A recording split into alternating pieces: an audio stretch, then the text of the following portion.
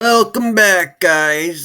Thank you for anyone that said my poker coaching was helping them in the low stakes. That's what I'm trying to do, guys. Like, I've been through all of the websites, dude. I did for a year, Jonathan Little. I did Upswing. Yeah, I've done a lot. I did private coaching, so I did all this. So like, I always want to give back to people, and there are some good people out there that do this type of stuff, like Alex Fitzgerald and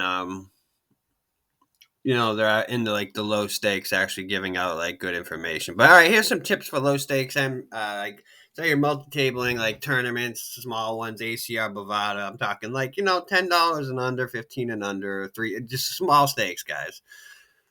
Number one, thin value bets instead of checking. It's like, I don't know if I have necessarily examples, like, but like I do see people like, all right, I limp this hand. And number one, it's a mistake. All right, guys, it's a mistake already, but we're just showing you a mistake hand. Sometimes I'm crazy, and sometimes I just know my table. Get that, and checks through. We hit our shitty flush, but it's probably I'd say 85%, 90% chance of winning here. Um, I checked hoping that somebody would bet something, somebody was going to bet something, and it just never turned out. So I'm going for some value here, maybe some ace X or, maybe a king would call, possibly, because it's just been, but we didn't get anything. But the point is, I'm going to value bet at the end. I'm value betting. Like, do not check. Like, it drives me nuts. Like, you have the best hand, and like, you know, here's another hand. Like, all right, we pocket tens, all right? That's great, man. Nine gives us the nuts. We have the overcards. Small bet calls. So I mean, he could have. There's no real draws out. I mean, no, there's draws out there, but I mean, no flush draws. I mean, but definitely, he's definitely in here. He like has probably a lot of sevens in his range. Um, I'm not. I don't know why I didn't bet here. It's complexing to me. Maybe I was trying to set. Hopefully, I don't know. I can't tell you exactly. But now he's leading out. It just seems really suspicious, right? Um, or he has a straight, he has a straight, something like that. But don't get this. Some people fold here. I sometimes just put in the raise and just see, like, do you really have it? Because that just seems so thin, dude. Like, what are you betting? A nine? That makes sense to me, right? A nine would bet, or a 10. And that's basically it. Oh, you had 10-7. But again, we're going for it on the river. We're just not gonna. You gotta go for it, man. Like, what is this hand? All right, King six. Even this was, I don't know why I did this. There must have been some reason I did this. Oh, I'm gonna show you HUD too, guys, because I think this is important. I don't know how you guys set up your HUDs. Oh, god damn it! No, this is not my HUD, dude. Yeah, yeah, yeah, yeah, yeah, yeah. I actually want to show you the HUD. That's probably one of the most important things, because there's some stats in there that you guys, it will change your life if you use them. So, bet, call, bet again, call. All right. Now here, I honestly, I'm not even kidding. This is what I'm trying to say though. Like, I will see some people here with my hand in low stakes, and if this is you, whatever, just they call, right? They'll just call. You have basically the nuts. All right, I don't care. Like, I think we have the best hand, or we chop, but I mean, you know what I mean. Put pressure on these fools. Bam. Risk it. You got to risk. Sometimes in poker, you actually do have to gamble. You can't just play perfect poker. Sometimes you're going to have to take some calculated risks, and whatever, it got him to fold. So whatever he did, we just be aggressive when you have a good hand at the end. Don't be afraid to value bet. That's where, like, break even players and winning players, that's actually the difference. Is when they value bet thinly, they know when to value bet, and the break even players usually check back their good hands, and they just miss out on big blinds. So that you got to work on. Yeah, it's like, don't be afraid to bet your second pair on the river when it goes check. when turn goes check check. You know what I mean? Don't be afraid, man. Don't be afraid. Worst thing that can happen, dude, is you get raised and you just fold. Okay, so that's so people get so nervous. Don't you know? And like take stabs at pots when like the pre-flop raiser checks and you check, then he checks again. He pretty much doesn't have much, dude. He probably doesn't have a pair. He's probably capped his range to high cards that aren't connected to the board. So you should probably bet and try to take it down. And then have a plan on the river. Like, have a plan on the river.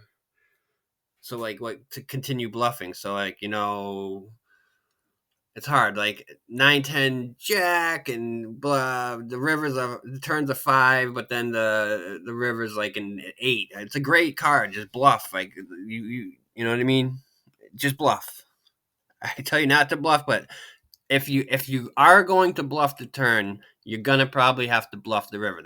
I'm just throwing that out there. So that's why I was like, you should have a plan because I mean, yes, sometimes you can just try to bluff the turn and then wave the white flag, but then you're putting in money and then you're just giving up. So I don't like to give up like that. So number two reason that you guys are like probably losing is you're calling bets too much. Literally, this is number one probably. Like calling on the cutoff with 8-7 suited. Like you know what I mean, like under the gun, or somebody opens and you have 8-7 suited or some hand like that, and you call. And guess what? The big blind's gonna call. So then you're in a three-way pot, and it's just hard to win with 8 high. And I would rather you three bet that, and maybe just take it down. You might just take it down, and then if not, you do have a hand that can go to battle. But if you just call, number one, you're just showing weakness. I literally never call unless it's like I'm on the button, maybe the small blind, or in the big blind I defend. Other than that, I'm not really calling unless I have like pocket nines and like under the gun opens and I'm like in the low jack. Maybe I'll call nines or something like that. But I've stopped with the 5-6 suited, all these like 9-7 suited. Get rid of all those hands and stop calling with them. If you guys would let me do a database analysis on you, it would probably change your life. It would change your life. Leave a comment. Maybe I will help some of you. I won't take too much time, and we'll see if you are calling bets too much. Because I remember I was losing I big blinds per 100. When I did a database analysis, I was losing like 35 bigs per 100, and I was still winning. But once I learned that, I was like, "Oh my god, I am calling that," and then I was calling three bets a little too much, and it was just simple things. I found leaks in my game, and within like a month, I turned that like 33 big blinds. Like I turned negative 33. I can't even find a negative. Like negative 33 into like what is it in a month down to like negative. I think it was like 12.5 or something. Just within 1 month of not calling two bets. Right there, you can literally just make your game so much better. So I know 8-7 suited looks so awesome and sexy, and I know everyone tells you these suited connectors are great. Suited connectors are great when you are very deep stacked, and they're actually better in cash games. They're great in cash games. Like you're deep stacked and you have these types of hands, you can really, really take somebody to the you really get somebody. Tournaments, they're still good. Don't get me wrong. It's just they go down in value when you get lower, and I just think people overvalue them and they call way too much. And you're just giving away big blinds per 100. So yeah, yeah. And I wanted to show you the HUD if I could, because I do think that's important. Because I don't keep my HUD like just normal. You can, but like I have mine to like that. Is this it? No. All right, this is it. And it's actually important. I don't care, man. We have obviously VPIP, PFR, 3-bet total, fold to 3-bet, 4-bet ratio, raise first in, Raise first in. Wait, this is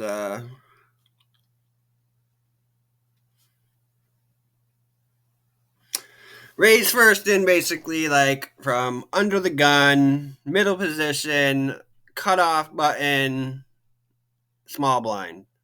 And believe me, these stats right here are so important because when I see somebody that's opening 15% and they do open under the gun, I know they have a good hand. But when I've been playing with somebody and they say they have 35% and under the gun and they're raising, I don't respect that range as much, so I can three bet more. So having these stats are super important, and my coach told me to do it, and it really changed my game. So like I know it's an extra thing to have, but just knowing these, like okay, from middle position they're opening 20%. Okay, they're playing good poker. You know what I mean? But when you see these numbers start to be 40%, then you know that you're playing with a wild person. You can probably exploit him. All right, so C bet flop. See bet turn percentage, bet river. I like to know the bet river. Check raise stats. Pre-flop aggression is a good one to have. Fold to continuation bet obviously is a very good one to have. Uh, which one's this? Fold to C bet. Fold to turn C bet. Fold to river C bet. Um, I don't. The river is not as important, but I honestly think C bet flop and then C bet turn are very important, super important, because some people will have like 70, 80, 90% C bet flop, and then they'll have like 30% on the turn. So it's like they're just betting because they don't know what to do. They just heard C betting's cool, so they C bet, and on the turn they get wrecked. So I like having C bet flop and C bet turn because it really tells me, is this guy really, you know what I mean, playing his cards face up, or is he barreling? Does he have 60, 70%, bet on the turn? So river frequency AF is good to have because if he's very aggressive and he's like, he can't always have it. There was another stat that goes with this that I can't even remember now because I think I got rid of it, but I would look for this because river frequency. So yeah, I kind of have a big HUD, but you know, you- attempts to steal is a really important stat. Like because once you're like deep in the tournament and like you see somebody and they like keep fucking opening from the cutoff, whatever, and you see this percentage at like 70% or 60% and up, dude. You need to start shoving all your like ace three offsuit, ace four offsuit. Put pressure on these guys because they're just opening super wide, and you can just steal their blinds. That's just another little trick. Um, yeah, attempts to steal, super important. What folds to C bet is super important. Um, the three bet stats actually important. I'm not going to three bet somebody that never folds to a three bet. You know what I mean? If I have somebody that has 0%, it's like six times like he's been three bet. Only do it with aces and kings. Like an ace king maybe. Like I don't know. Like it's hard. Only do it with value. I'm saying don't take like a hand like king 10 suited and three bet it because there's no reason to. Just call, I guess. I'm not saying call. I just said don't call, which is like I guess flip flopping, but I guess we have to deviate sometimes and exploit. So if the guy, you know what I mean, if the guy's not folding the three bets, you still have a good hand. You don't want to fold. I guess you have to. You're kind of forced to call and play a pot with him. I mean, you could ISO him, but again, how comfortable are you playing three streets of poker with King 10 suited? And if you don't hit, whatever, that's on you. If you're comfortable playing, um, take it to the streets, as I say, because it's once you know your pre-flop ranges and all that stuff, man. I mean, and learn what boards to bet, things get really easier in poker and tournaments. You're gonna make way deeper runs. Like, I mean, again, like, Mr. Miyagi, what is under the gun? Come on, guys, we'll do it real quick. You should know this, top of your head. You should know exactly what hands we're opening. You know, again, these can be optional if you want.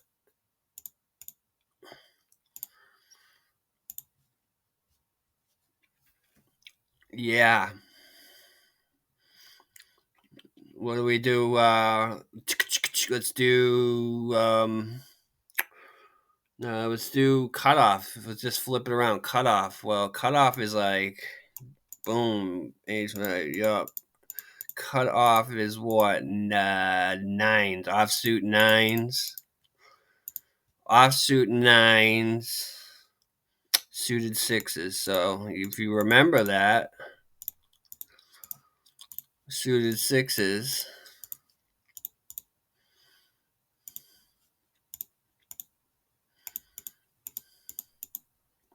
I don't know if I'm right or wrong, but I see. I like to go over this stuff just because I could be off. Um, I think something like that. Let's just check, and then we'll be done for coaching for today. Let's just we're gonna take a look. We got to what did I say? This cutoff. If we get 3 wrong, I'll be upset with myself. So, but we shouldn't be. I mean, like I said, the bulk of it, man, is just learning again under the gun. It's like or whatever, low jack. God damn, I start with a button, but it's offsuit eights is the bottom of your range and suited fives. So there's the bulk. You have that huge chunk, and then you can add these whatever. But you have a baseline. So cut off.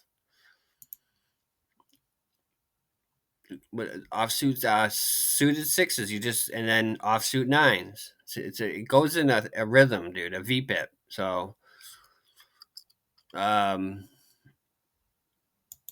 hijack. So you just see what I'm saying now. This and this. It keeps doing that. So it will get simpler. We did cut off. Let's just see down the queen five, not jack six. Down the queen five. Okay, not jack six. Shit, one wrong. Down to eight, but not king eight. Damn, guys. I thought I'd do a few. Damn. Whatever. It's good this way. So not king eight. And what? Not 8-5? Is that what we screwed up? Yeah. I'll take it, dude. We got 3 wrong, but that's it's not like we got the horrible ones wrong. We got a couple of stupid ones wrong. Keep drilling pre-flop. Keep doing this. Take some of my tips. I'm telling you, they will help you. If you are looking to be like, if you're looking to be a for-profit player in low stakes, leave a comment, dude, and we can figure some stuff out. And maybe I'll tape some of my sessions and show you what I do, and we can go from there. But yeah, guys, poker is beatable, and online poker is beatable. So, I mean, yeah, aces and kings. These are my favorite hands, right? Prettiest hands are some of these. I think these right here are the sexiest hands right here. Because they just make some cool hands. I don't even know what I'm talking about. All right, guys, subscribe, like, man. I'll see you on the next video.